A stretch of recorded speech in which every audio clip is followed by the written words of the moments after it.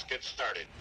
Welcome to the Financial Purpose Podcast. All opinions expressed by me or guests of the podcast are solely our own opinions and do not reflect the opinion of Life Moves Wealth Management. This podcast is for informational purposes only and should not be relied upon for any investment decisions. Clients of Life Moves Wealth Management may maintain positions in the securities discussed in this podcast.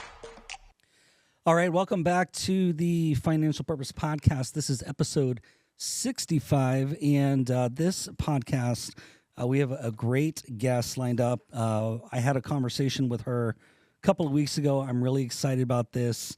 Let me welcome Ann Shue to the podcast. Ann, hello. Hi, how's it going? I'm so excited to be here with you. Yeah, thank you for being here today. So I have a little bio for you, Ann, that I'm going to read, and then I'll toss this piece of paper aside, and we'll have a great conversation. Does that sound okay? Sounds great. All right, perfect. Okay, so Ann coaches entrepreneurs and small to mid-sized businesses and teams to help lead better businesses and live a better life through her work at Mpowered Journey. In addition to being an entrepreneur since 2004, it's quite a few years, Ann has 15 years of experience helping organizations systematically improve as a consultant, advisor, board member, and coach. These experiences paired with both business and law degrees. So for the listeners, not an underachiever by any stretch of the imagination, right? Ann has, that's given Ann a very holistic view of business and allows her to pull from a wealth of tools and perspectives to aid Mpowered Journey clients in their journey. Mpowered Journey is a Dallas, Texas-based teaching and coaching company, and they're on a mission to help individuals, families, and organizations increase self-awareness, improve communication, and achieve their goals. Their methodologies, frameworks, and approach are based on their personal track record of success working with families, business leaders, entrepreneurs, and small to medium-sized businesses across, did I say across various industries. And through my butchered introduction, welcome to the show. Thank you so much for being here. Thanks for having me. Now, we were introduced by Jamie Bourne, who has been on the podcast, and I would have to go back. She was somewhere in the, I want to say like the episode 24, maybe somewhere back in there, like a while back. We had Jamie on, and we talked a lot about basically like purpose and money and how that gets intersected and how the psychology of money becomes either something that propels you forward or becomes a massive sticking point. And so she thought that we might have a great conversation as well based on what you do. So I'd love to just kind of pick up in anything that I left off. You know, tell us a little bit about you and about Mpowered and what you're doing in your work. Yeah, well, at Mpowered, we are just on this mission to help people live more intentionally. And we really believe that it starts at the individual level. So if you want to be an amazing leader at work, if you want to serve your church community well, if you want to be a great leader for your family, you have to first get really clear about who you are, what's really important to you, what's your big vision for your life. And one thing my husband always says is, help me help you, right? Like, I don't know if you ever watched Julia Roberts in Runaway Bride, and she didn't know what kind of eggs she liked. Yeah. For a really long time, that was me, but it was with music, right? Like my music style, my music preferences changed with whoever I was with. So if the guy that I was with liked rap music, that's the concerts that we would go to. If he liked alternative music, and I didn't really know who I really was until I was single for a long enough time to be able to really explore. And I realized I actually like country music. And even though the music thing is like a really silly example, it's just like one small piece of the bigger picture of like taking the time to get really clear about who you are so that you can then pour into others. That idea of putting your own oxygen mask on first, because you can't keep serving others. You can't keep giving to other people if you completely deplete yourself. And so that's what we are doing here at Mpowered Journey, is just really making sure that people have the space and the tools and the structure that they need to do this work for themselves. Yeah, that sounds a lot like the journey of finding your authentic self, because you really can't, that again, to the oxygen mask point, you can't help anybody until you know who you are. You'll never be able to get anybody to figure out who they are, right? 1000%. Yeah. So with your pedigree and your experience, I'd like to hear a little bit of the story about how you got from business degree, law degrees, serving, in the business community, and now you're helping people serve at a higher level in the business community and in their personal lives. So just walk me through a little bit of that journey and how that happened. Oh, this was an accidental business. I didn't set out to make this business. The tools that we use in the business now that we teach to others were tools that we created for our own family about a decade ago for our own survival. We were headed down this really dangerous path, and we realized that if we didn't do something different, that we were going to end up separated and ultimately divorced. And Mm, so we just started pulling at what we knew. How do you build great teams? How do you, make sure that everyone on the team is healthy and strong, communicating well?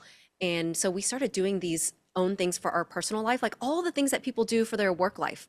At work, you're setting goals, you're getting clear about your values, you're building out your mission, building strong teams, making sure that, now we were starting to apply those same ideas to our family and to our personal lives. And so we did that for a really long time. People in our inner circle were noticing. We would share with them very casually. And it ultimately got to a place where there was just enough encouragement from people that we had very casually shared the tools with. And they just said that, there's something substantive here and that we really needed to share it with the world. And so, I was practicing law, doing this on the side for our own family because, being an attorney also meant that I was devoting most of my waking hours to my career and putting family on the back burner.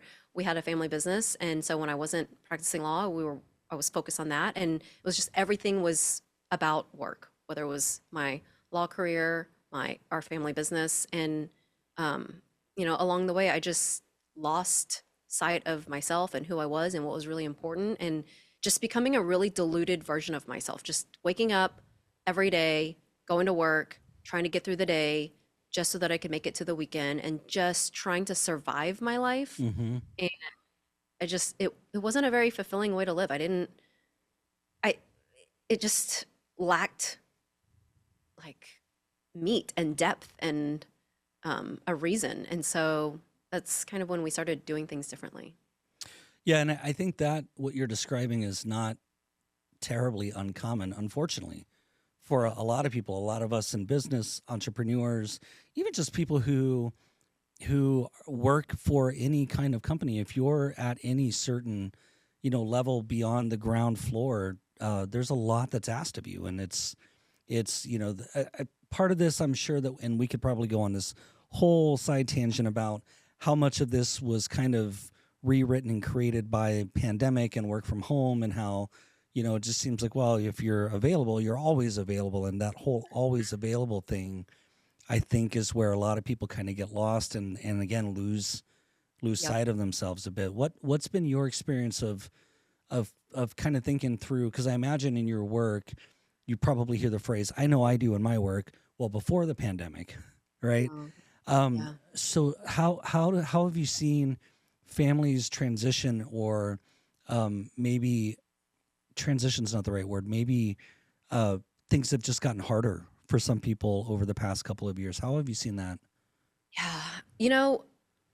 What's really interesting is what we have seen with families is this like really unique shift. Either they are now really prioritizing adventure and travel, or because I think the pandemic did one of two things for people, right? It either made them feel so restricted and now they've got all this freedom. And so now they're really prioritizing that, or they are now refocusing on their work and doubling down on work. Mm-hmm. And I think it's really weird because it seems like the pandemic created this like hustle culture that wasn't accepted before.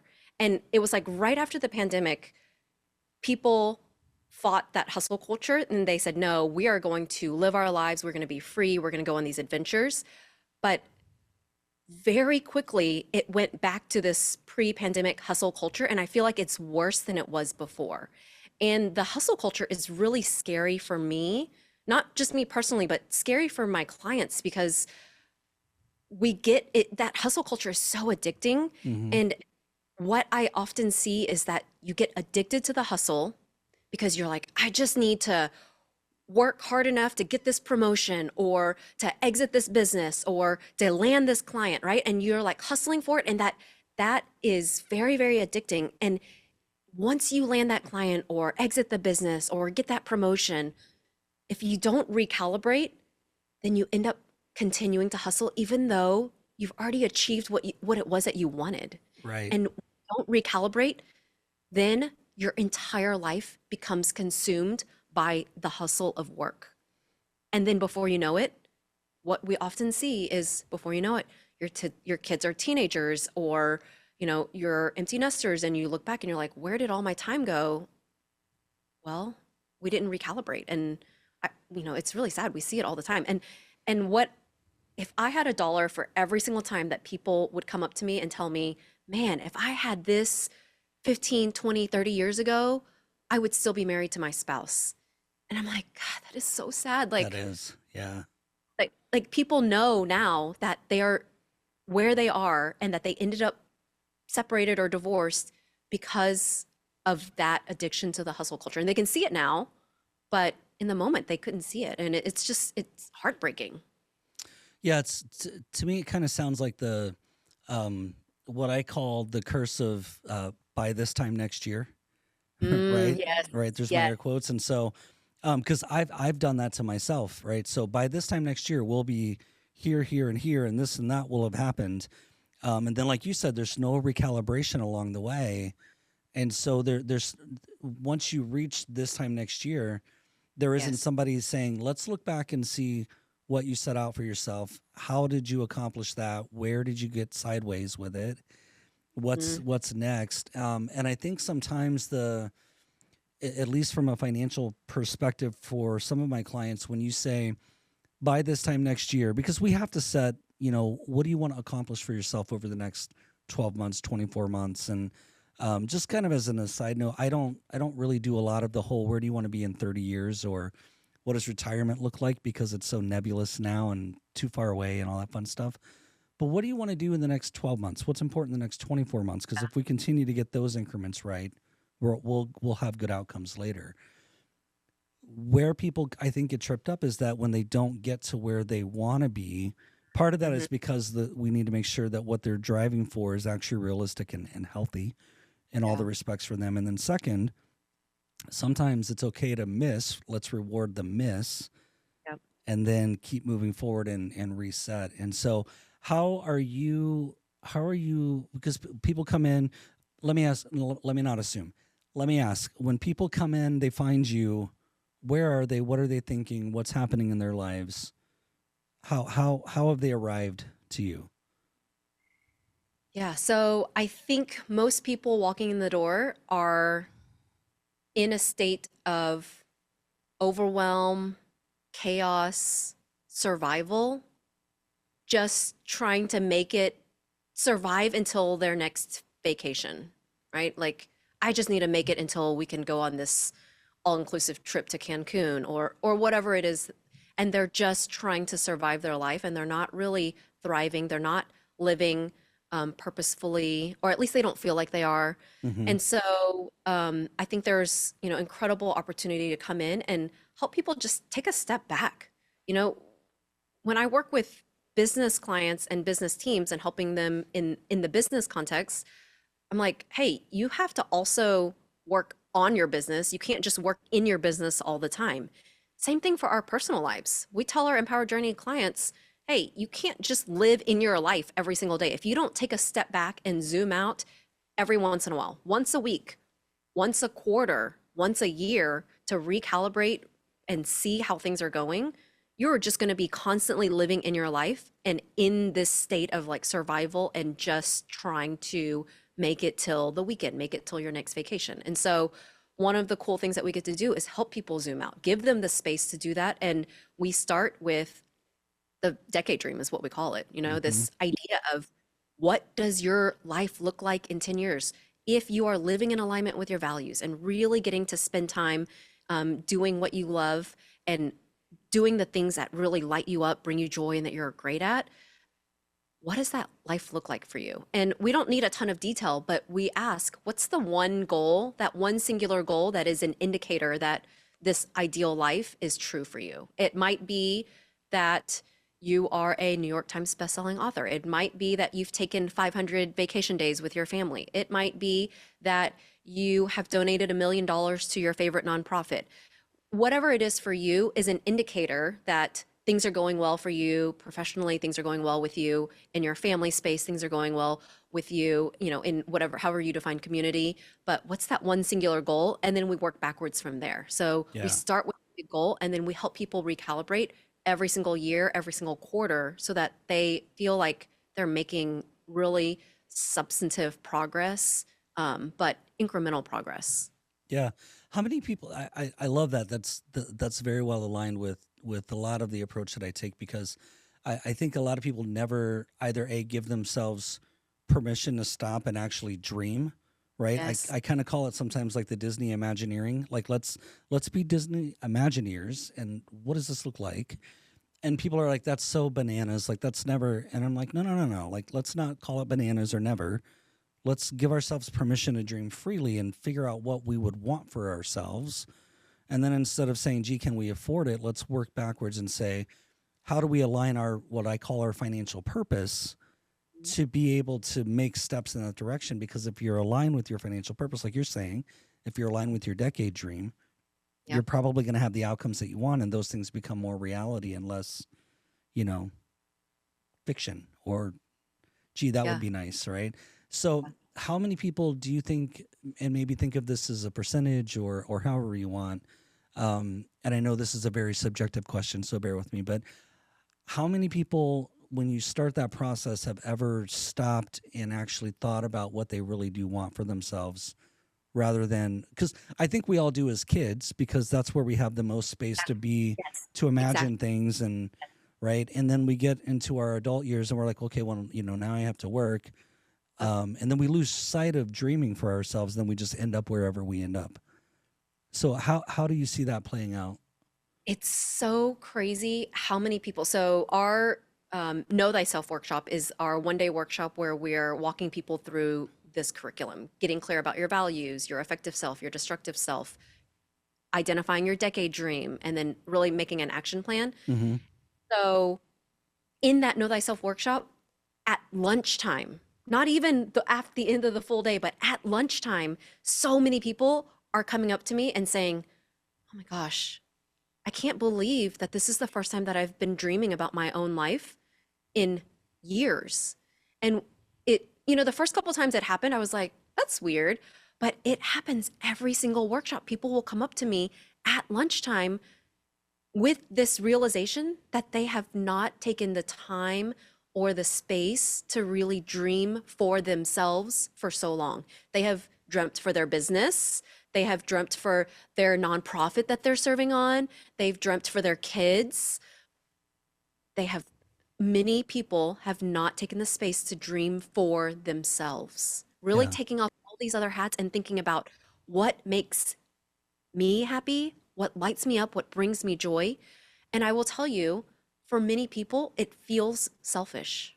And I have to, in my Know Thyself workshop, I spend a little bit of time at the very beginning of the day helping people get over this head trash of how this work is selfish, because everybody coming in the door feels like, gosh, I'm so busy. Everybody around me is so busy. How can I take this day to really work on myself? Yeah. And I have to help people understand that this is actually the most selfless thing that you can do, because if you don't take the time to do this work, you're bringing a very diluted version of yourself to the table, and you are not bringing your full, authentic, beautiful, whole self to the table.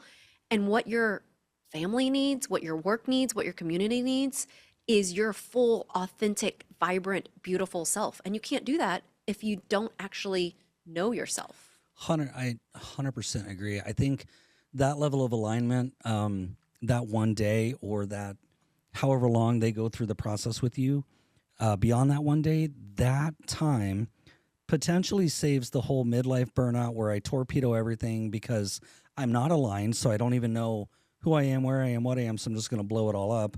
And that is selfish.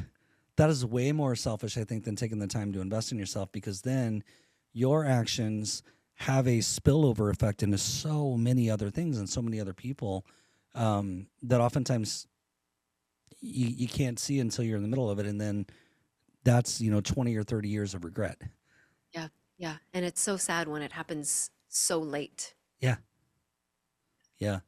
So walk me through a little bit of the kind of how the process rolls through. So they come into you, there's, burnout, stress, they're diluted, all these fun things. Not fun, but you get it. So all those Common. things, Yeah. they start the Know Thyself workshop, and then what happens from there? Yeah. So we start the Know Thyself workshop with values because we really believe that if you want to live this ideal life, this life of your dreams, you have to first get clear about your values, because values is really foundational to everything. If we can live a values aligned life, for me, I've asked a lot of people in my line of work, like, how do you define happiness? And I get a ton of different definitions. For me, what I actually believe is true happiness is living a values aligned life. When you Mm-hmm. get to do work that is aligned with your values, when you get to spend time with people that are aligned with your values, when I am really getting to live a values aligned life, there is less friction, there is less tension, there's less conflict. And, obviously a certain amount of all of that is great. But when I think about, my triggers, it's because I'm dealing with somebody who's not values aligned. When I am working on a project that I don't like, it might be because it's not values aligned with me. And so, really being able to live a values aligned life is foundational to everything that we do. So that is the very beginning of the Know Thyself workshop, and that becomes the foundation of the entire day. We want to keep tying back to the values, because even for Decade Dream, when you set that big goal 10 years out, we want to go back and double check, make sure that now this goal that you've set for 10 years out, New York Times bestselling author, $1 million donated to charity, hiking 500 miles with your son, whatever it is it written in a way that is aligned with your values? Because it'll be way easier to achieve if it is aligned with your values. And so we want to go Yeah. back and make sure that it's aligned with your values. And then from there, if people, that's the individual work. And that individual, we believe, is like the foundational building block to any team, whether it's a family team, a work team, a community team, a nonprofit team. But from there, if people want to continue the journey, then if they want to continue with their spouse, they can continue into our family foundational program, where they get to do this work, not just at the individual level, but now you're building out your roadmap for your family. So what we have seen is when people get really excited about doing the family work and the family, planning and visioning, if you dive right into that without having done the individual work, then you have two people bringing diluted versions of themselves to the table. And what we often hear, if you haven't done the individual work, we often hear people say, oh, let's just do it your way. Because what they're not saying is, because I haven't actually thought about it and I don't know what's important to me, so I can't advocate for anything. So they're like, let's just do it your way. It's fine. Mm-hmm. It's fine. It's not a big deal. Let's just do it your way.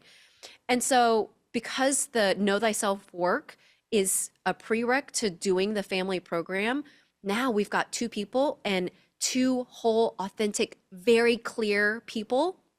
And we find, instead of 1 + 1 = 2, we find 1 + 1 = 11, because it's like this amazing, beautiful thing where each person is bringing full clarity to the table, and they can advocate for what's important to them. And now their spouse can help advocate for each other, right? Like, if I know what I want, my husband wants me to have what I want. And so he can now help me achieve that in a Yeah. much easier way than if I were just like, oh, I don't know. I don't really care.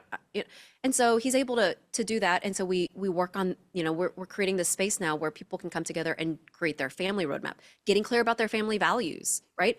Think about two people coming together, working on family values, who haven't first done their individual values.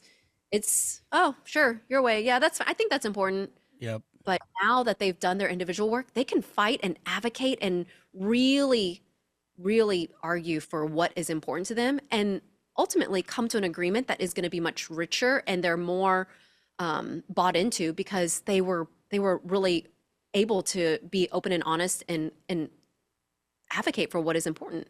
And so, doing the family values, creating that family decade dream, really getting clear about that. And then from there, helping them, equipping them with tools to communicate more effectively. All the things that people do in the workplace, right? Making sure that teams are healthy and strong, communicating clearly, moving in the same direction. Now we're just doing that same type of work for the family, making sure that the couple is showing up as a leadership team for the family. And it's really interesting when people ask me what I do and I use the words leadership team with respect to the family context, people get really confused. Like they don't they have never thought of themselves as the leaders for the family. Right. And it's so simple, but it's like, what shifts for you if you start calling you and your spouse the leadership team of the family? If you are the leadership team, what does that change for you, for your kids, for your family? How do you show up differently? What meeting cadence do you have? What type of planning are you doing? What type of reflection are you doing, right? Yeah. All the things that we do for work. Yeah, I love this concept. It's so when my wife and I got married, we're a blended family. We had older children. So her oldest was 11, the youngest was 5, and we have 2 children in the middle of those. So we tried to do some of this because I was long, and in those years I was way down a rabbit hole with John Maxwell and Darren Hardy and I love, yeah, Ram love that. Charan, right? Larry Bossy. Like I was anything leadership oriented, I was reading it. And we have now, gratefully, have an entire library of books that I'm like, if anybody needs a book, I'm happy to give it to you because I can buy that book again. I've already read it. But it was funny because I used to tell my wife, I'm like, man, the hardest thing about being the leader of the family is that if we approach this like kind of in that leadership role sort of business, like I can't fire these kids that are underperforming. Right. So like we would sometimes kind of, like, I don't want to say like we never thought about that, but I will say that I've got to say a high 90s% of any argument that we've ever had has been something kid related. Mm. Right. And it really is just kind of that leadership struggle and what's the push and pull and all of that. So how do you see families, maybe even blended families? There's a whole nother dynamic, but when you're talking about being leaders in the home, how do you coach that? Because that is that's a fundamental mental, emotional, even just operations. I mean, that's a dramatic shift in how people approach parenting. So how do you work through that?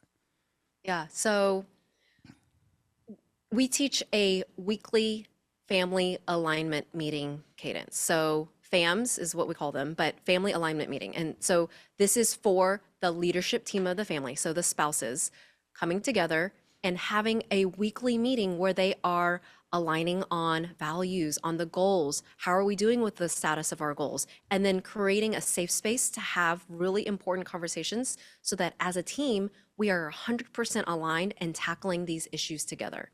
And then for our clients that have older kids, we have seen them now tack on a FAM.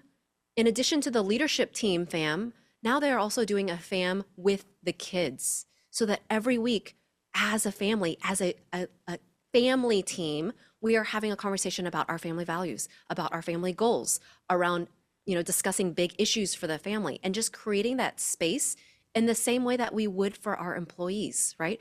To Yeah. really talk about issues, make sure that we're on the same page and discussing things in a really healthy, open, honest way. And I think it's the same. And so even though we can't fire our kids, I think there's incredible opportunity to show up as a better leader, as a better manager for them in a way that same way that we would with our employees, right? If we are frustrated with an employee, our first reaction is not going to be to fire them. Our first Exactly. reaction to have a conversation with that employee. And I think it's the same thing in the context of our kids, is making sure that first, as a team, as a leadership team, we are aligned. Me and my husband are 100% aligned, that we have a safe space to talk about the issues, but then separately having a meeting with the rest of the company, if you will, to make sure that every week we're executing as a team, that we are moving forward as a team, and that it feels like we're a team and not just 4, 5, 6 different people living under the same roof, operating under their same schedules in, in isolation.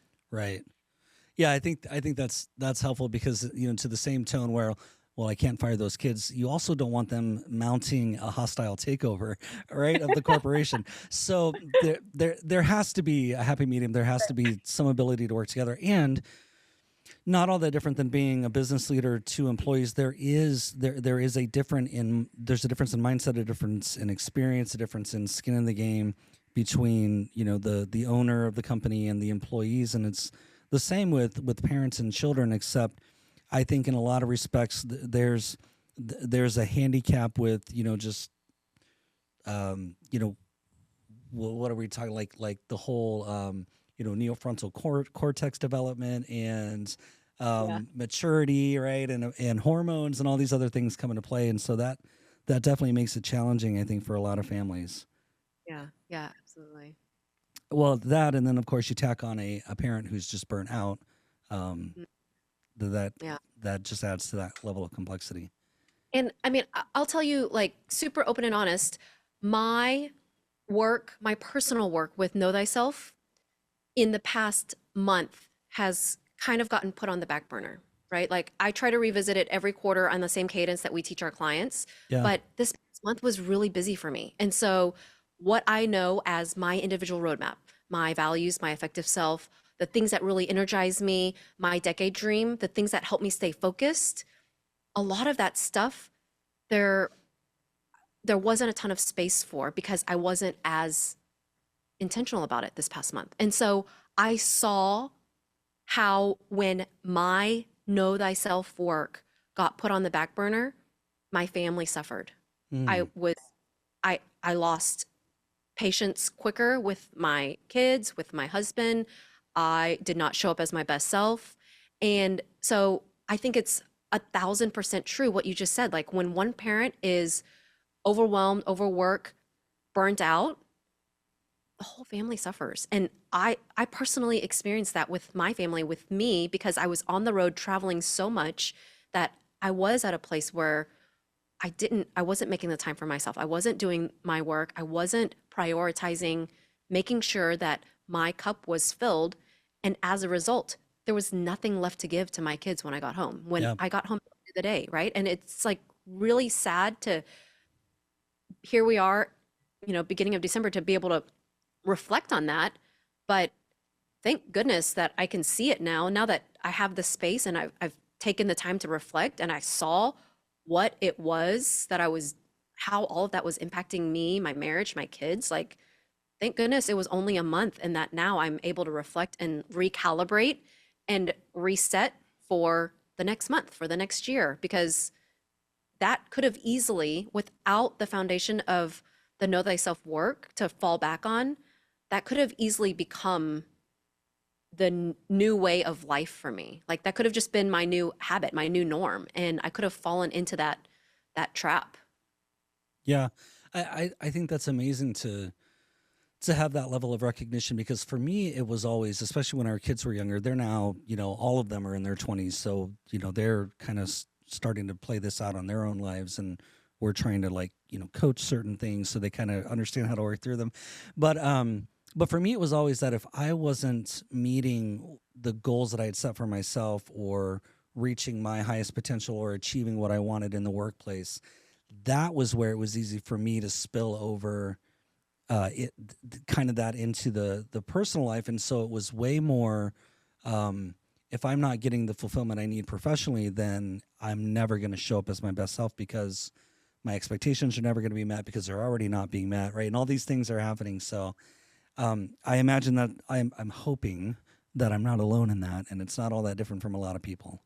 Yeah, we see that all the time, and it's you know at Empowered Journey we talk about this confidence spillover that happens when you do hard things, Hmm. but there's also that spillover of the overwhelm, the exhaustion, and it is impossible to have an amazing family life when work sucks. Yep. And when work is great, but family life sucks, they all impact each other. And so, um, you know, starting with the individual, making sure that you are taken care of so that you can then take care of other people and getting over that head trash of like, this feels selfish, and making sure that you are doing work that feels fulfilling and purposeful so that you can then show up with your family, with your friends in a, as your best self. Right, right. So how, if someone's listening to this conversation and they might hear and they go, yeah, then whatever. Like what is it that they might be hearing, or what's the voice in their head telling them that you get to let me maybe I think I'm headed down the wrong way of asking the question. What is it that somebody will be experiencing, or will be hearing, or will be saying to themselves, or someone will be saying to them, that those are, red flag recognition points where they need to call a timeout, and it's the right time to start doing the work with you or with someone like you, and hopefully they're doing it with you. And we're going to put all of the contact information in the show notes. But Ann, how do they know when it's time, the right time, to bring you into their family and to help them move forward? Yeah, I would say the two things that I can think of off the top of my head is, do you find yourself punting? Do you find yourself saying, I'll do it after, right? Like, we have this incredible client, and he realized that in the midst of building his business, he was punting spending time with his dad. And his dad lived in a different city. And so he only saw his dad on the holidays. And he kept telling himself, not not on purpose, but just because being an entrepreneur is busy, and it means that there's always fires that you have to put out. And so he found himself saying, I'll do it after I create a little more space in the business. I'll do it after I, hire this person. I'll do it after. And he realized he was punting spending time with his dad. And so I would say, if you find yourself thinking often that you're going to spend more time with your kids, go on that nice family vacation, start that hobby that you've been putting on the back burner, if you find yourself punting these things that in a different world would be really important to you, and you just think that you don't have the time and the space for them right now, Mm-hmm. that punting is an indicator that it might be time to try to take a step back and zoom out a little bit. And then I would say the other thing is, our values are directly connected to our triggers, meaning we are triggered by things that challenge our values. So one of my values is, I call it better every day, but it's really this like learning and development, growth, making mistakes value. Mm-hmm. I'm really triggered by people who don't share this value, right? When I talk to somebody, like, you have an entire library of books, you're my kind of person. Yeah. Like the person who's like, I don't ever read, I don't want to read the book that you're recommending. It's kind of triggering for me, because my entire life's purpose is around learning, development, and really helping people unlock their gifts. People that don't want to unlock their gifts because they don't want to do any of the work, that's like triggering for me. Right. And so, so the other thing I would tell people to look out for is, do you find yourself being triggered often? Every day, every minute, every hour, whatever it is. But if you find yourself getting triggered often, it's probably an indication that there's a lot of stuff in your life that is misaligned with your values. And if that's the case, doing the work to really get clear about your values so that you can then identify, okay, this situation or this person or this project is going to be really misaligned with my values. I don't want to do it anymore. Or mentally prepare for that space, right? Like, maybe there are certain people that are misaligned with your values, but there's nothing you can do about it. You can't not hang out with them. And so maybe it's a family member or your boss, I don't know, right? But at least being able to make the decision, am I going to eliminate this from my life? Or am I going to just enter the situation a little bit more prepared? Mm-hmm. But having the foundation of your values and the clarity of your values, helping you see why you're being triggered in these situations so that you can then make a choice of what you want to do about it. You want to eliminate it, you want to accept it, or something in between, but then at least you can make a choice. And so I would say those are probably the two things. If you find yourself punting, or if you find yourself being triggered often, then those are probably indications that it's time to just zoom out and do a little bit of, reflection. What's really important to you? Where are you in life? How are you living this life? What could be different? What does your ideal life look like? Yeah. What about in addition to feeling that triggered sense or punting, what about sometimes that kind of shows up as just feeling stuck for Yeah, some people. Do you see that as well? 1,000%. We get a lot of people who feel like they're at a place in their lives where they've kind of like made it with their careers, and they're now having the space to look back and they're like, well, what now? That doesn't feel as good as I thought it was going to feel. Mm-hmm. They just hustled and they're like, this is not what I thought it was going to be, right? And so having that feeling of like, what else is left in this life? What's the point of all of this hustle? And now like, okay, let's zoom out, because it's not all about work. Like, I have a super purpose aligned business. I get to live my purpose every single day. And I still believe that work is not the end all be all, right? I think work should be aligned with your values, aligned with your purpose, Yep. but there is more to life than just work. It's the relationships, it's the community, it's the impact that you're leaving. And if all of those other things are not clear, then the work is not going to be enough to fill that cup. Yeah. Yeah. And that kind of brings me back to your values exercise in the Know Thyself workshop. So there's all sorts of tools. I mean, I have literally a deck of cards, and every card has one word value on it, right? And we can play through those and prioritize them and build a pyramid and do all the things, right? But the one thing that I find really helpful to people, I think eventually they find it helpful. Sometimes it's annoying on the onset, but it's like if you're going to say a word and it's something that you're going to hold as important or something that you want to accomplish. And a lot of times it's things like, I want to save well and retire. And I will say, I don't know what you just said to me. I have Yeah. no idea what that means. Right. And so we have to work back, not only what does that mean, but why is it important? So even some of those values, my clients all write a financial or a statement of financial purpose when we start working together. It's not anything different than a mission statement for a business, but it's just an expression of what's important to us about the way that we're going to use money, and more importantly, why. And so when we do that, because to me, I want to, make a decision to save well so I can retire. That doesn't mean anything. Like, those are just words. How are we even going to know if that happened for you? And so we have to do the work to understand exactly what that means, why it's important. And I think for a lot of people, that's hard work, even just because we all value integrity and honesty and communication and, like all those things you're supposed to value, right? Family and fun and friends and connection. Um, but I think, this is the point that we made earlier, both of us, is that sometimes if we actually don't get really, really crystal clear about what each of those words means, they actually may not even be what we value anyway, even though they sound pretty and look nice on paper. Yep. And that is why one of the first pieces of homework out of that Know Thyself workshop is to go back and write the definitions for your values. Oh, I like What is that.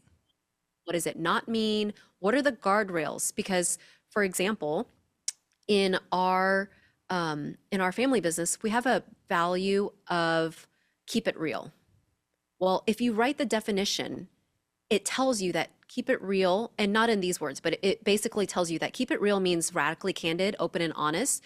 But it doesn't mean that you have permission to be a jerk and say whatever's on your mind without regard for anyone's feelings. That's not Right. what keep it real means, right? But it's important to set those guardrails, because you then know, okay, it means it starts here and it stops here. And then there's so much freedom within those guardrails. But if you don't set the guardrails, then it's like, well, it could be this or it could be that. Well, I was just being keep it real. And so, like, Right. make sure that you've got really clearly defined definitions for each of your values so that you can then lean hard inside the guardrails of that definition. I think that's really helpful, Ann, because it's like, the whole keep it real, that could be so subjective based on where I am emotionally today versus where I might be tomorrow or the day before.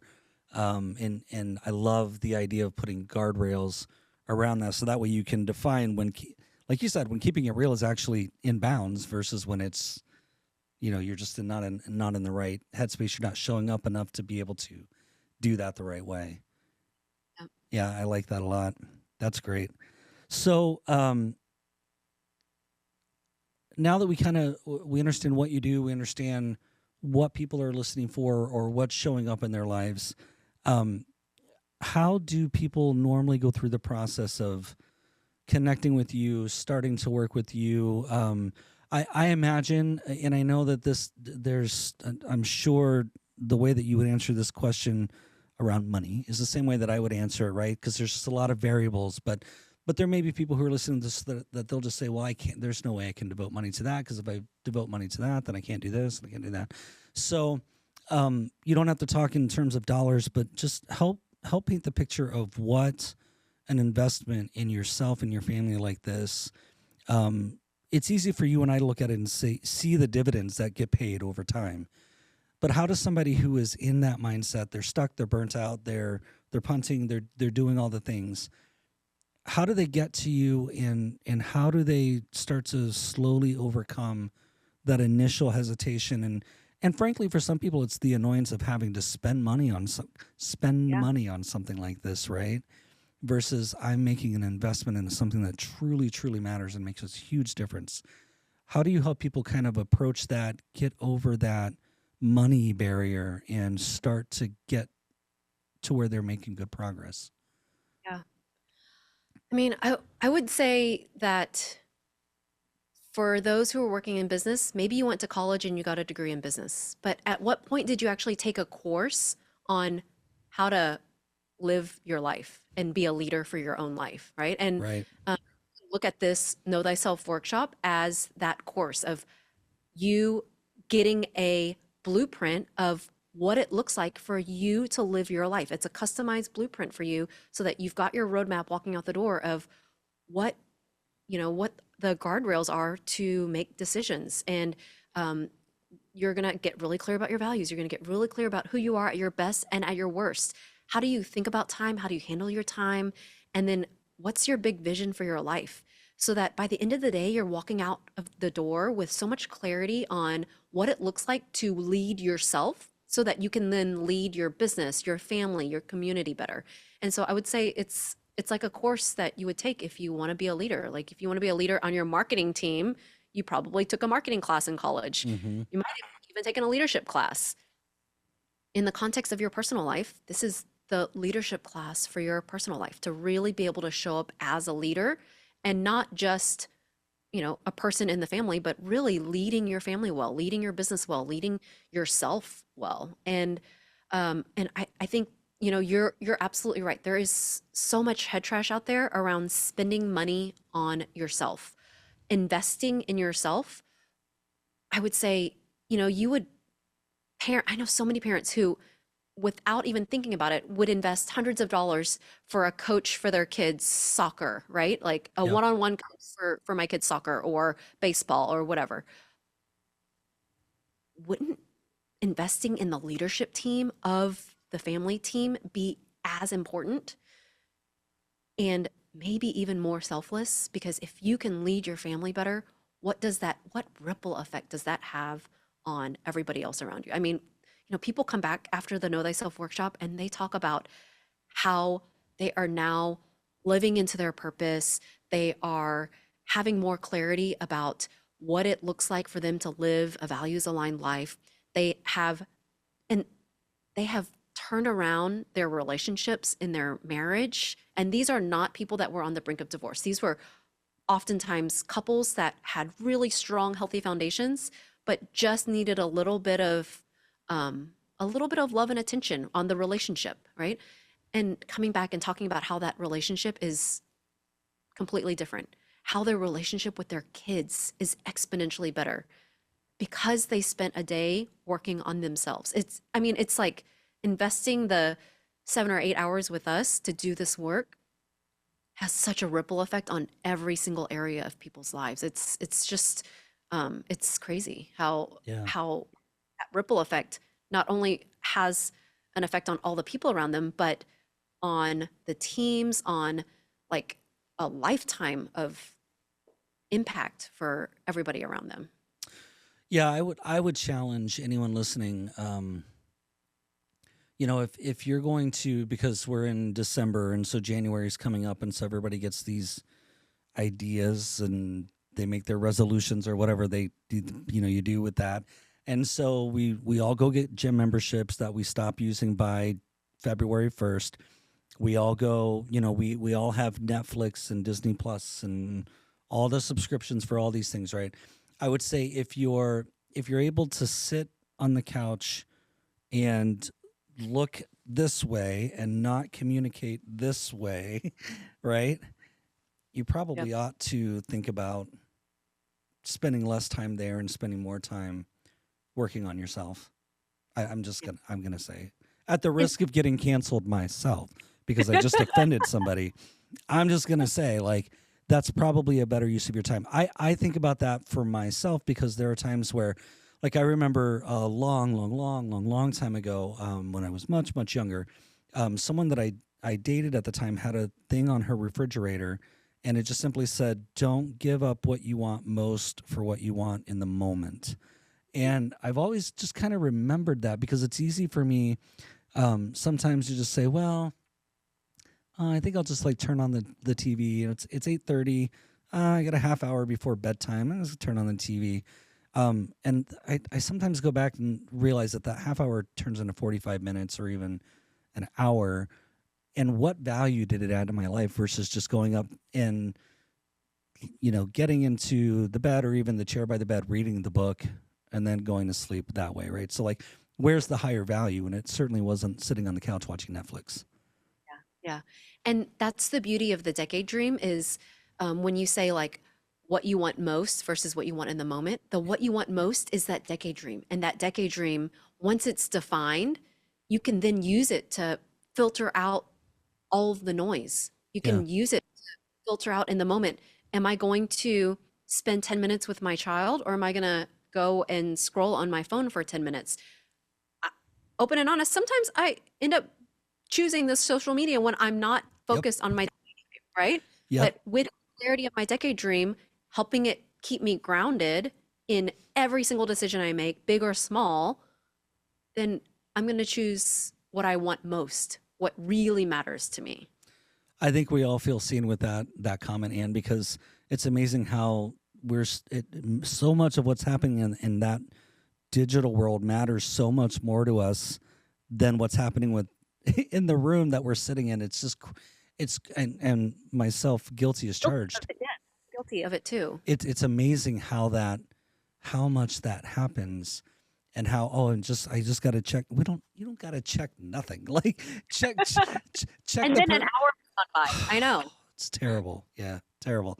So, okay. And where does somebody start their empowered journey with you?